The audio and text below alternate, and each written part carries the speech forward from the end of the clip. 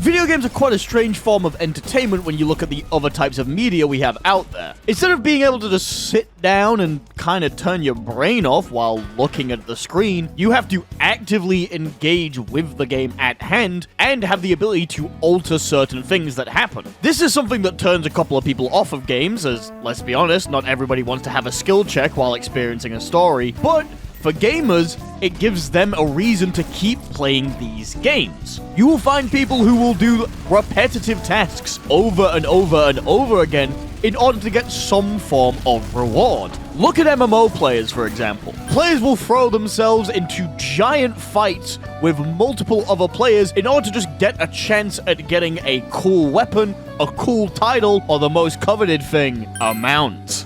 Things like this can be found all over single and multiplayer games, and they are used in order to keep players playing for as long as possible and hopefully increase customer satisfaction. These are known as extrinsic motivators. Extrinsic motivation is motivation driven by a reward. You can find this all over video games. Achievement hunting, mount hunting, battle passes. These kind of things keep players playing for longer as they want to get that special reward. But if you look over at fighting games, they've only recently begun adopting the extrinsic model of motivation. In fact, I can only name 2 games that even have battle passes, and beyond that, most fighting game achievements won't take most players a long amount of time. So why do people keep playing fighting games? What's the motivator to get better at these games? Well, while other games will give you flashy titles and things like that, at some point fighting games become an intrinsic motivator game. Intrinsic motivation comes from within yourself. It's the motivation to get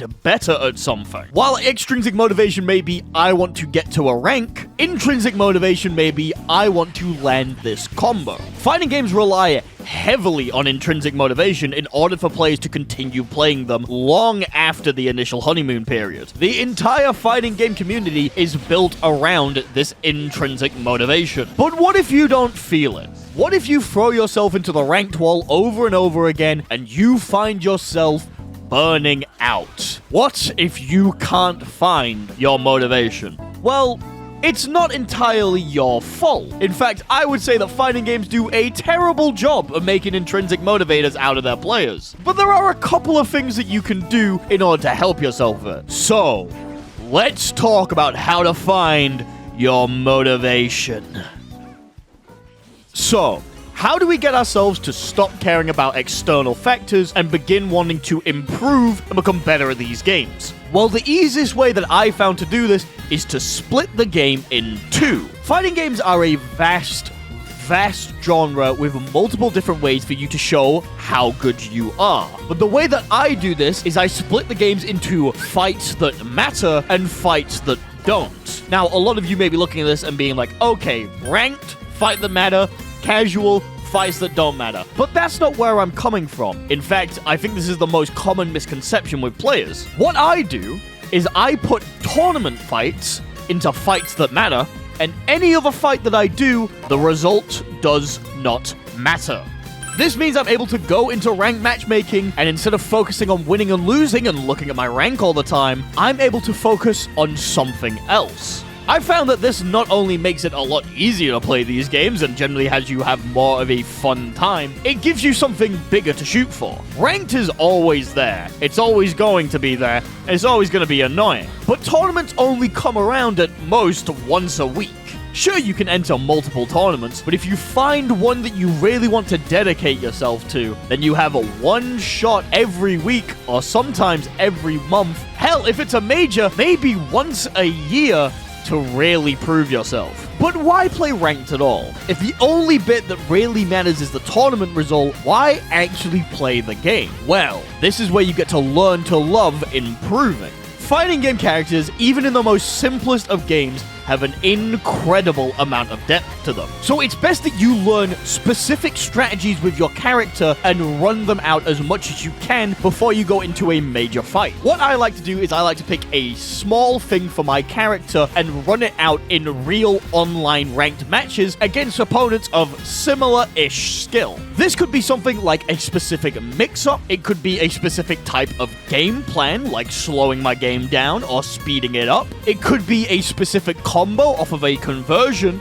or it could just be to bait a certain thing. A very common tactic for when people are learning to play Street Fighter is that they try to anti-air every single jump in that the opponent does. This is common advice and a really good way for you to get good at anti-airing. Back when I used to play, I was able to anti-air most of my opponents as I focused on it for about 2 weeks. By picking smaller things to learn while playing in ranked, you take the annoyance and the fatigue away from the actual win and are able to find smaller victories in the things that you actually do. While playing Tekken 8, I learned a couple of mix-ups and a couple of pressure sequences with Reina, and while I did get a lot of wins while doing this, I was able to look at my performance and play and go, you know, I did well in this match. I might have lost, but I landed this. Or I did that. And that's all that really mattered to me. By learning to love the process of getting better, you will find yourself not only increasing in the ranks, but going into the matches that actually matter with a much stronger mindset.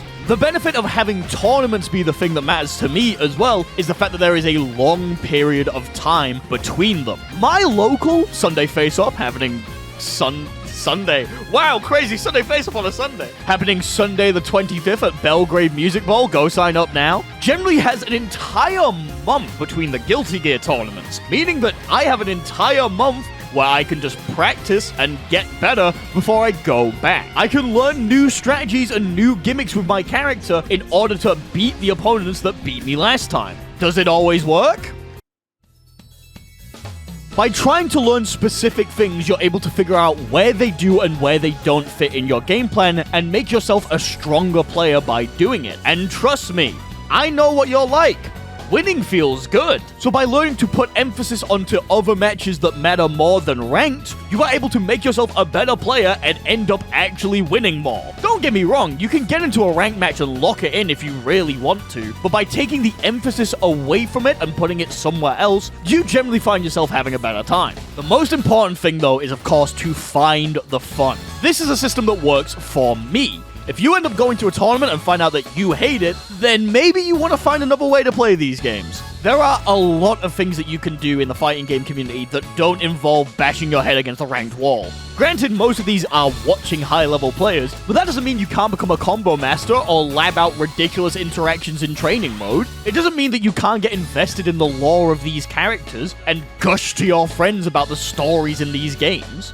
It doesn't mean you can't make amazing art of all these fighting game characters, or cosplay your favorite character even though you don't end up playing them.